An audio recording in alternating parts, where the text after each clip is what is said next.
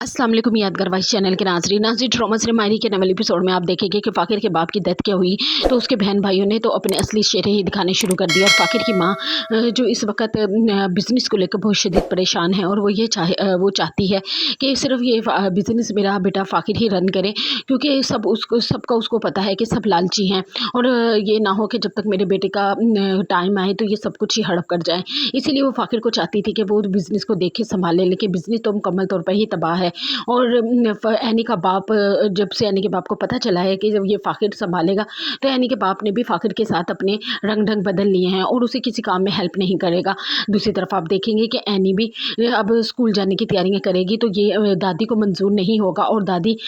उसकी माँ को बुला के कहेगी कि ये किसकी इजाज़त से स्कूल जा रही है।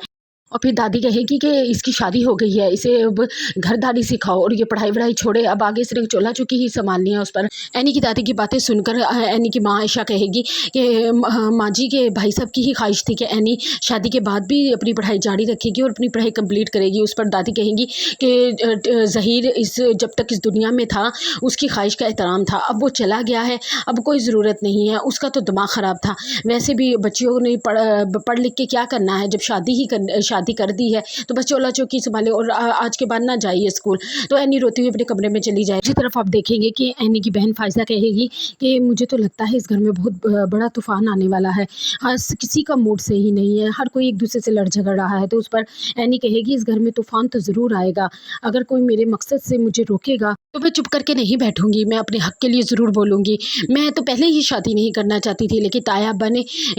ये कहा था कि शादी के बाद तुम्हारी पढ़ाई में कोई रुकावट नहीं आएगी, लेकिन अब वो इस दुनिया में नहीं रहे तो कोई मुझे पढ़ने नहीं देगा, ये मैं होने नहीं दूंगी। दूसरी तरफ वो रात को जब फ़ाकिर घर आएगा तो वो फ़ाकिर से बात करेगी कि मैं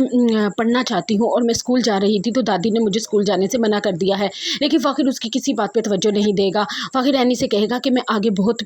डिप्रेशन में हूँ, मेरे सर पर बहुत ज़िम्मेदारी है और अब तुम मुझे मज़ीद परेशान ना करो और प्लीज़ यहाँ से चली जाओ।